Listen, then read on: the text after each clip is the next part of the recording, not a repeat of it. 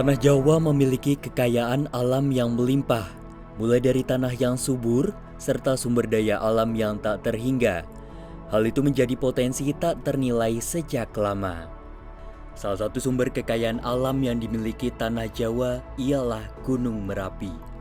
Gunung Merapi merupakan wujud kosmologi Jawa yang memiliki daya tarik dan sumber daya alam tak ternilai. Salah satu sumber daya alam yang berpotensi menjadi aset ialah besi yang berasal dari aktivitas erupsi Merapi. Dengan keberlimpahan pasir besi di lereng Merapi, masyarakat Jawa mendapatkan kecukupan untuk membangun peradaban. Melalui kemajuan pola pikir, mereka berhasil mengelola pasir besi dan mengembangkan teknologi peleburan besi. Kemajuan pola pikir masyarakat Jawa dalam mengelola pasir besi dengan perpaduan olah logam menghasilkan sebuah mahakarya berupa benda pusaka Tosan Aji. Pada zaman kerajaan Mataram Hindu, keris hanya ditujukan bagi kalangan bangsawan keraton. Keris menggambarkan nilai kebesaran seorang raja. Keris juga dianggap memiliki kekuatan mistis atau memberi kesaktian pada penggunanya. Dalam penelitian mahasiswa UNS, Ahmad Arif Musadat menyatakan bahwa pada zaman kerajaan Mataram, keris hanya ditujukan bagi kalangan bangsawan keraton.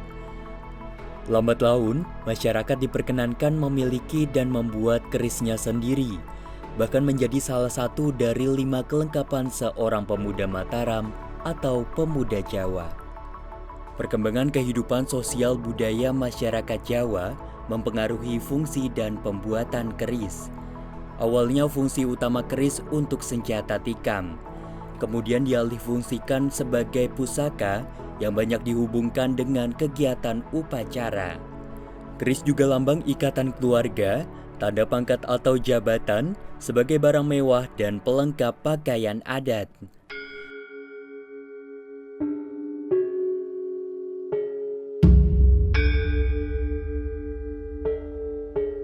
Bukti sejarah keris pertama kali termuat pada relief yang ada di dinding candi.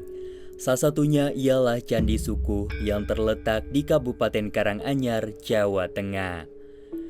Beberapa relief yang terdapat di Candi Sukuh menggambarkan adanya kegiatan pandai besi di Jawa. Di tanah Jawa sendiri, pembuatan keris diatur oleh pakem yang ketat, mulai dari proses pembuatan keris hingga bentuk-bentuk keris. Kasunanan Surakarta pada masa pemerintahan Paku Buwono X 1893 hingga 1939 menetapkan adanya aturan pakem kebudayaan keris bereformasi yang kemudian berkembang menciptakan kebudayaan baru. Artinya, perkembangan keris sebagai kebudayaan lama bersinergis dengan kebudayaan baru. Keputusan raja inilah yang membawa pengaruh besar terhadap perkembangan keris di kota Surakarta, yang kini ditetapkan sebagai pusat pengembangan keris.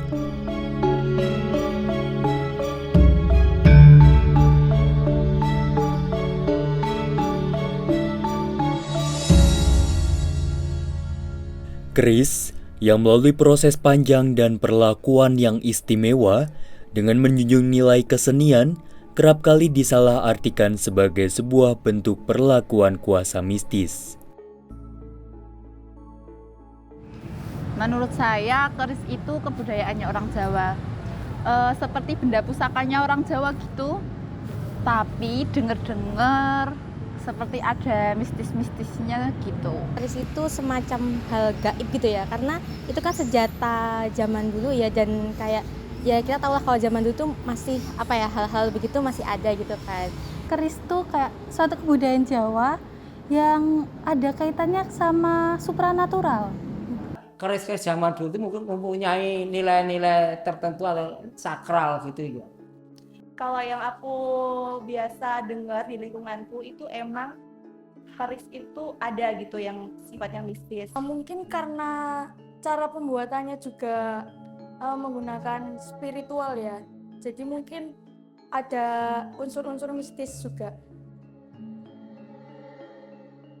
Kanjeng Raden Tumenggung Subandi Suponingrat atau yang sering disapa dengan Empu Bandi merupakan salah satu sosok pelestari budaya Jawa, khususnya dalam bidang kerajinan keris.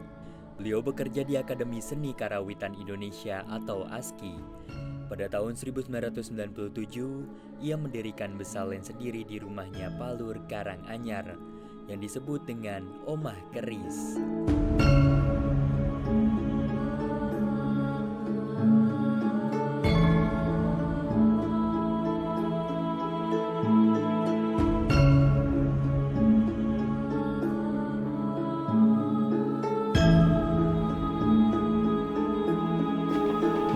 Kalau menurut saya soal mistis itu kembali pada orang. Tapi menurut saya bahwa segala sesuatunya itu menurut saya tidak mistis. Cuma karena seseorang kadang-kadang belum atau kurang memahami dunia yang dikatakan mistis itu, sehingga sesuatu yang terjadi itu mistis. Menurut saya itu biasa saja. Secara spiritual sebenarnya itu kalau kita amati nenek-nenek moyang kita itu dulu membuat keris itu sebenarnya cuma satu kok Mbak, membangun ikatan dengan Tuhannya. Dalam proses pembuatan keris sendiri Mbak pasti dibuat dengan doa. Jadi mungkin karena kurang kenal aja sih.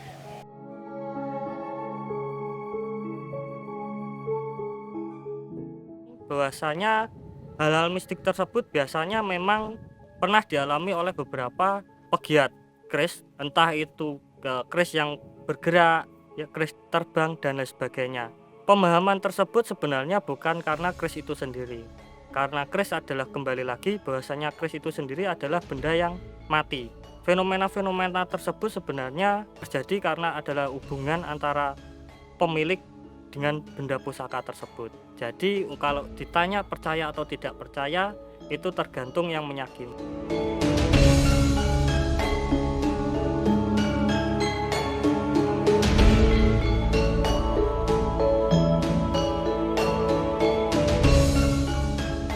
Nah, keris itu sebenarnya adalah benda simbol.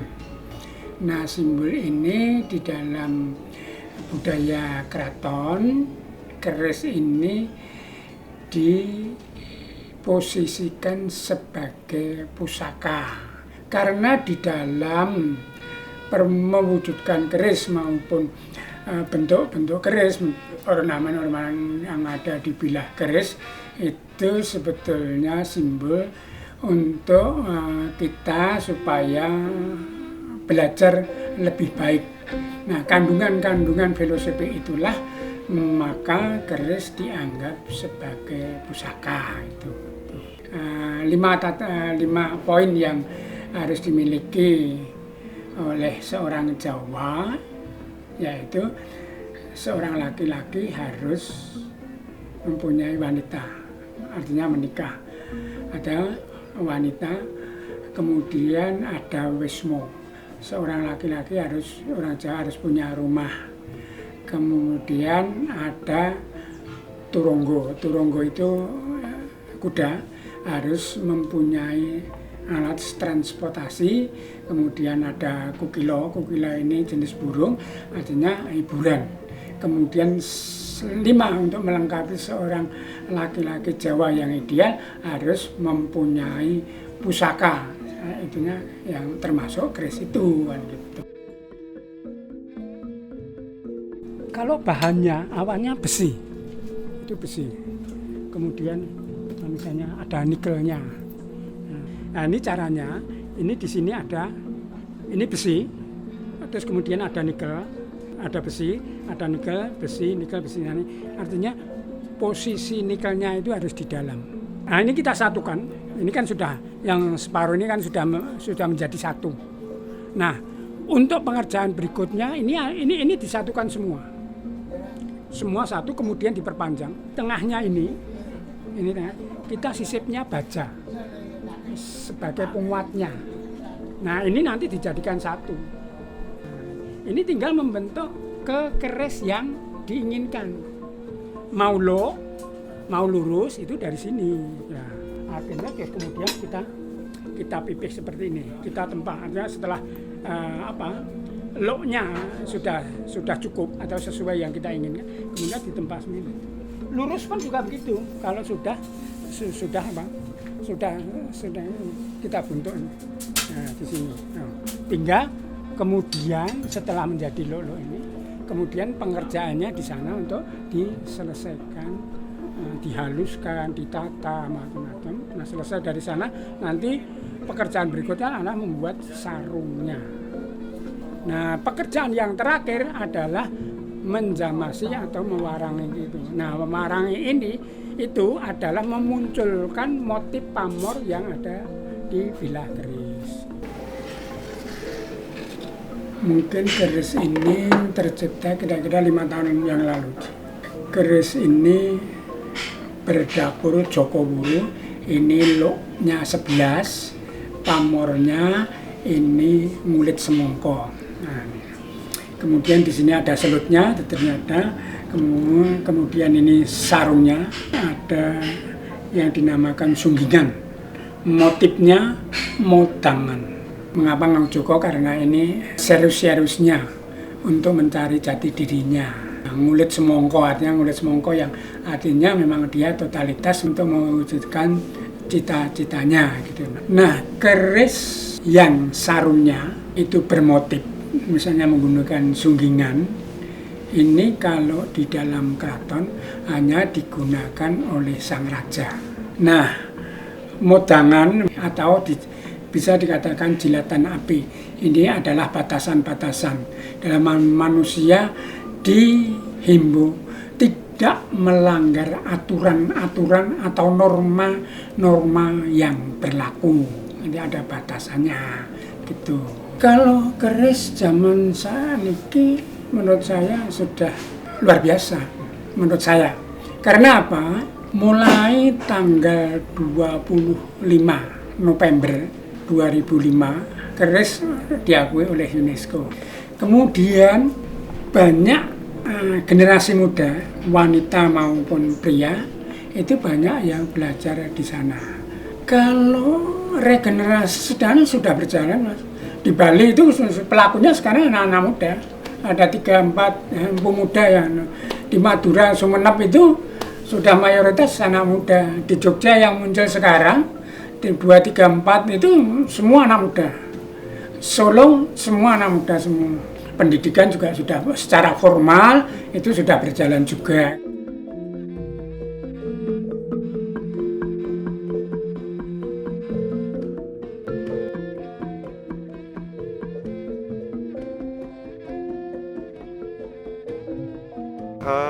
Keris, Mbak, bagi saya merupakan puncak dari seni kriya Nusantara.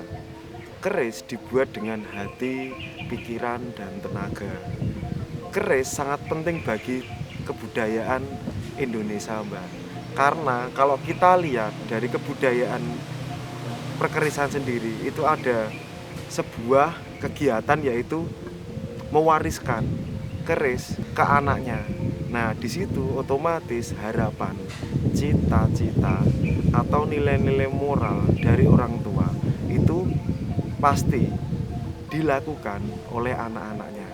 Nah, cara itulah yang digunakan masyarakat zaman dahulu untuk membangun kebudayaan. Maka bagi saya, Mbak, keris itu sangat penting, Mbak, bagi bangsa kita. Selain mendidik moral, spiritual, keris sendiri juga menunjukkan bahwa masyarakat kita zaman dahulu mampu mengenal teknologi yang sangat maju pada di zamannya. Nah, bagi saya, keris merupakan kitab atau buku yang bisa dipelajari untuk bangsa kita melanjutkan peradabannya. Dan ada juga salah satu pusaka keris, yaitu Kanjeng Kyai Pakumpulan. Kanjeng Kyai Pakumpulan dibuat dari paku beduk yang ada di wilayah Kraton Surakarta. Keris tersebut merupakan simbol kedekatan antara si raja dengan para ulama. Nah, dari sini teman-teman bisa kita lihat keris gak hanya menjadi benda fungsional sebagai senjata, tapi juga dijadikan sebagai benda simbolik atau monumental.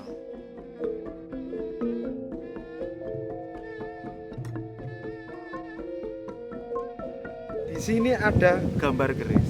Teman-teman bisa lihat bentuk-bentuk keris ini di relief Candi Borobudur, Candi Prambanan, hingga Candi Panataran. Jadi teman-teman, disinyalir keris ini dibuat sebelum candi-candi tersebut dibangun. Ketika kerajaan-kerajaan mulai berkembang di Nusantara dan seni kriya masyarakat Nusantara semakin berkembang, pemilihan pamor sangat beragam, dari yang figuratif hingga non-figuratif. Terus kita lihat lagi, nah bentuk Luk merupakan salah satu indikasi peningkatan drastis bentuk keris-keris di era mutakhir. Bentuknya yang kecil dengan bentuk Luk yang sangat sederhana dan harmonis. Pemilihan pamor hingga pembuatan bentuk-bentuk sarungnya dan pemilihan kayunya. Jadi teman-teman, kita bisa melihat bahwa keris berevolusi mengikuti perkembangan zaman dan dipengaruhi oleh tingkat keilmuan masyarakat pada zaman tersebut. Jadi Mbak, keris sendiri itu tercipta dari pengharapan seorang manusia kepada Tuhannya. Karena memang Mbak, keris itu merupakan simbol doa dan simbol pengharapan dalam wujud benda. Kalau saya sendiri Mbak, harapannya jangan sampai lah Mbak, generasi muda itu melupakan pencapaian nenek moyangnya. Dan pastinya Mbak, jangan pernah berhenti untuk mengenali peninggalan nenek moyang. Nggak mungkin kok Mbak, nenek moyang itu membuat sesuatu yang bakal mencelakai anak cucunya. Meresapi arti penting sebuah keris melalui perawatan yang tak hanya merawat fisik, namun juga memahami makna di dalamnya.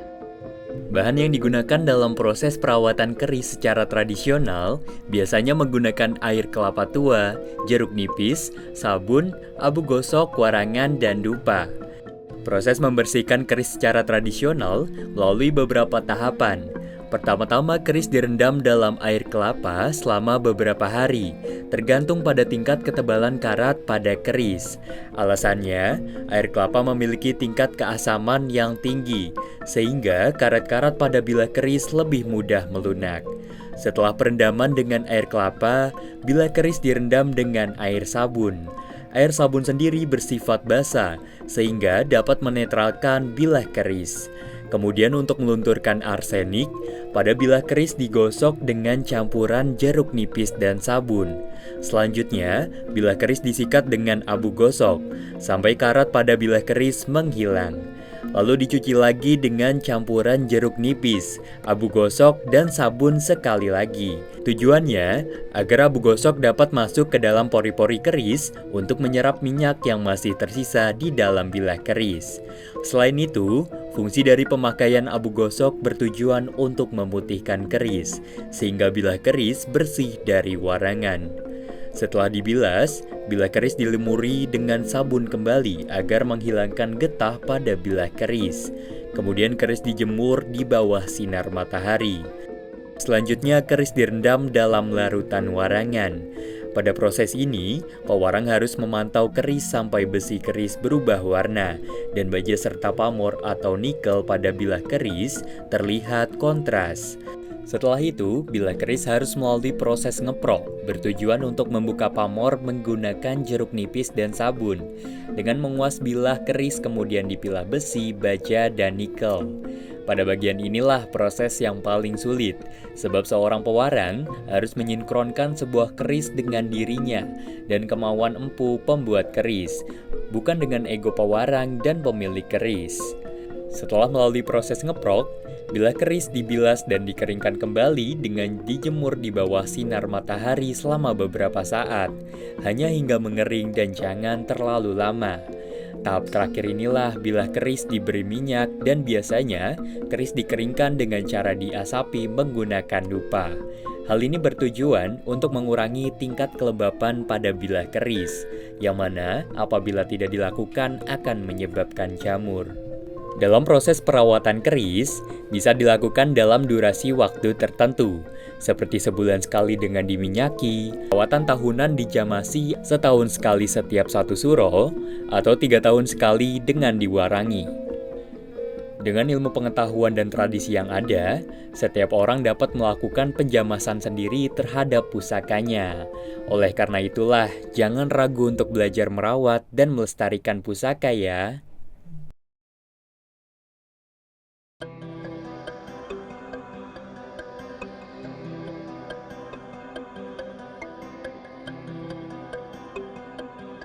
Muhammad Nur, atau yang sering disapa dengan Nur, merupakan salah satu anggota komunitas Palu Guna. Bersama 3 temannya, ia menjadi inisiator berdirinya Gra Palu Guna.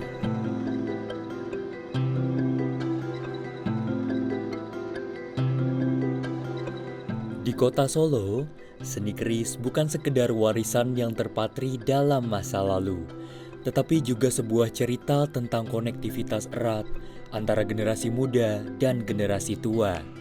Salah satunya adalah adanya komunitas Gra Palu Guna yang mewadahi anak muda untuk belajar lebih dalam mengenai dunia perkerisan.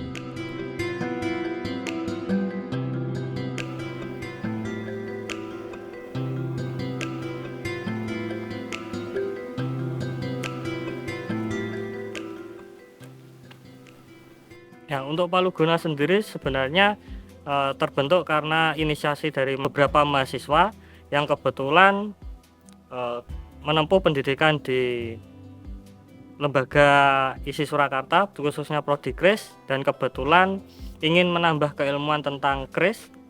Terus kita menemui guru kita yaitu Empu Roni, dan akhirnya terbentuklah Besalen Palu Guna ini.